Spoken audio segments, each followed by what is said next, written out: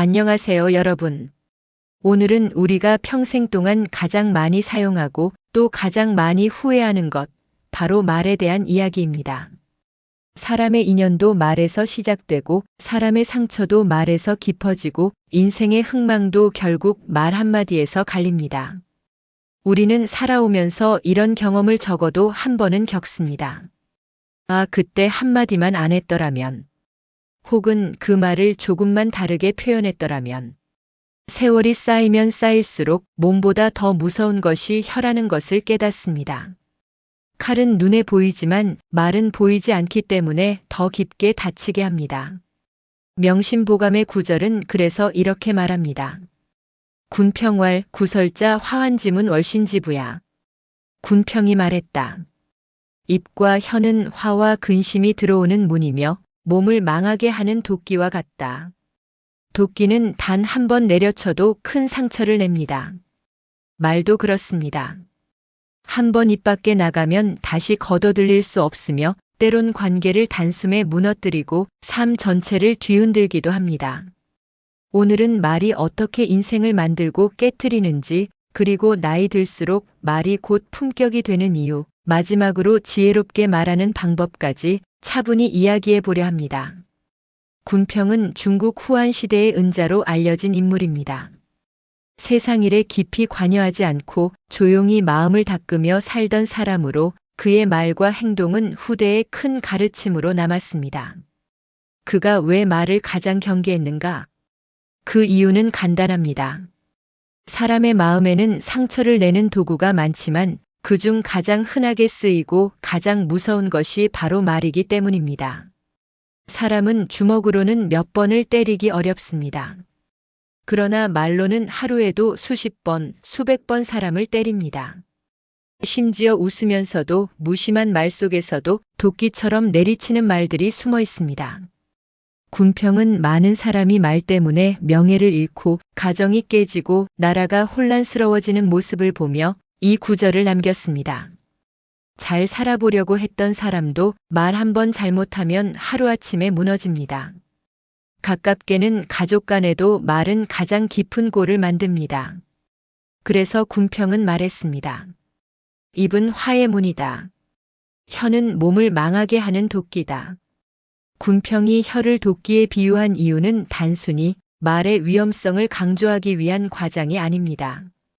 도끼는 한 번 휘두르면 상처가 깊고 흉터가 오래 남습니다. 말도 그렇습니다. 우리가 무심코 던진 한마디는 상대의 마음속 깊은 곳을 내려쳐 시간이 훨씬 지나도 흔적을 남깁니다. 심지어 당사자는 기억조차 못하는 말이 상대에게는 수십 년 동안 가시처럼 남아있는 경우도 있습니다. 도끼의 특징은 한 번 내려치면 다시 거둘 수 없다는 데 있습니다. 말도 한 번 입 밖으로 나온 이상 다시 주워 담을 수 없습니다.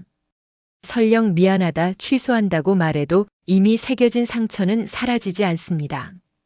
특히 말에는 감정의 힘이 실려 있기 때문에 같은 말이라도 상황에 따라 몇 배의 충격을 줍니다.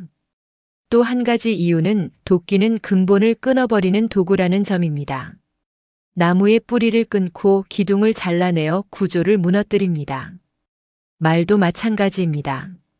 말 한마디가 오랜 신뢰를 무너뜨리고 수십 년간 쌓아온 관계를 순식간에 갈라놓습니다. 가정의 평화도, 직장의 신뢰도, 친구와의 우정도 도끼처럼 휘둘러진 말 앞에서는 약해질 수밖에 없습니다. 특히 나이가 들수록 말이 도끼처럼 작용하는 이유는 더 분명합니다. 관계의 수가 줄고 인연 하나가 더 귀해지는 시기이기 때문에 한마디 실수의 영향이 훨씬 더 크게 느껴집니다. 젊을 때는 여러 관계가 우리를 감싸지만 50대 이후의 관계는 하나하나가 인생의 지주처럼 소중합니다. 이때 무심한 말은 도끼가 아니라 큰 기둥을 내리치는 쇠망치와 같은 파괴력을 갖습니다. 그래서 고전은 입을 조심하라고 끊임없이 말합니다. 칼은 무기로 보이니 조심하지만 말은 눈에 보이지 않기 때문에 더 쉽게 난폭해집니다. 군평의 비유는 결국 이렇게 말하고 있는 것입니다. 도끼는 손에 들지 않으면 위험하지 않다. 그러나 말은 마음이 흔들리는 순간 자동으로 휘둘러진다. 그래서 더욱 경계하라고 한 것입니다. 예화 하나 들려드리겠습니다. 제가 아는 분 중에 성품도 좋고 부지런한 60대 K씨가 있습니다. 하지만 그분에게 약점 하나가 있었는데 바로 감정이 올라오면 말을 참지 못하는 것이었습니다. 어느 날 사소한 회의 자리에서 의견 충돌이 생겼습니다. 상대가 조금 예민하게 말하자 K씨도 목소리가 높아졌고 결국 이런 말을 던졌습니다. 당신은 원래 그 모양이잖아. 순간 분위기는 얼어붙었습니다. 문제는 그 자리에 평소 K씨를 좋아하던 사람들도 있었다는 점입니다. 그 한마디가 오랜 신뢰를 무너뜨린 것입니다.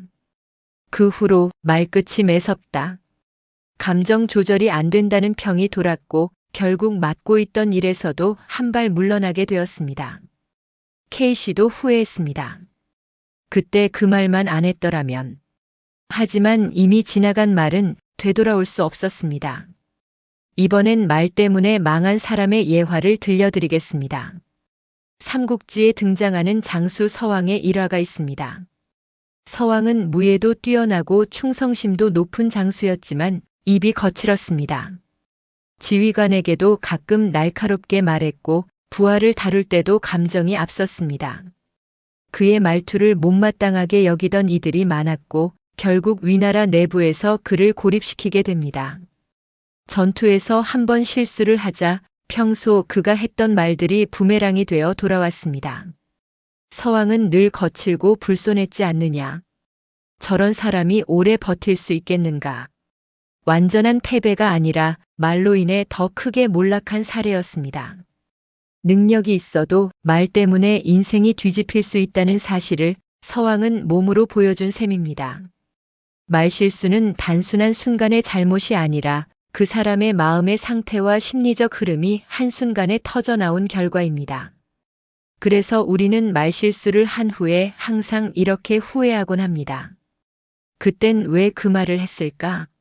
내 본심도 아닌데. 하지만 말실수는 본심이 아니라 그동안 쌓여있던 감정의 압력이 갑자기 튀어나온 것입니다. 첫째, 말실수는 감정의 불균형에서 시작됩니다. 우리가 피곤하거나 스트레스를 받고 있을 때 혹은 마음속에 오래된 미해 결감정이 쌓여 있을 때는 작은 자극에도 말이 튀어나옵니다. 이때의 말은 의식적인 선택이 아니라 마음속 깊은 곳에 쌓여 있던 잔여 감정의 폭발입니다. 그래서 평소에는 절대 안 할 말을 유독 감정이 흔들리는 날에 하게 됩니다. 둘째, 말실수는 관계에 익숙함에서 자주 나타납니다. 우리는 낯선 사람에게는 조심하지만 가족이나 오랜 인연에게는 경계심을 낮춥니다. 이 정도는 괜찮겠지라는 안일함이 스며들고 결국 가장 중요한 사람에게 가장 큰 상처를 주는 말이 튀어나옵니다. 배우자나 자녀 사이의 깊은 상처는 대부분 이런 익숙함 속의 무심한 말에서 시작됩니다. 셋째, 말실수는 자존심의 작동과도 밀접합니다. 상대가 내 생각을 부정하거나 존중하지 않는다고 느끼는 순간 인간의 자존심은 즉각 방어 반응을 일으킵니다. 이때 혀는 마음보다 먼저 움직입니다. 이건 아니지, 내가 왜 참아야 해? 하는 마음이 말을 밀어붙이고 이때의 말은 상대를 향하는 것 같지만 사실은 깨진 자존심을 지키기 위한 몸부림입니다. 넷째, 말실수는 즉각적인 반응의 습관화에서 비롯됩니다. 평소 생각 없이 말을 자주 하는 사람일수록 말실수가 잦습니다. 왜냐하면 혀가 마음보다 먼저 출발하는 습관이 몸에 배어 있기 때문입니다.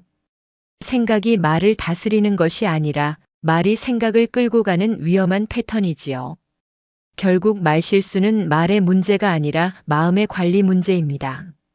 마음속에 미해결 감정이 많을수록 일상의 피로가 쌓일수록 관계에서의 긴장이 높을수록 우리는 도끼처럼 날카로운 말을 던지게 됩니다. 그래서 고전은 말보다 먼저 마음을 다스리라고 했습니다.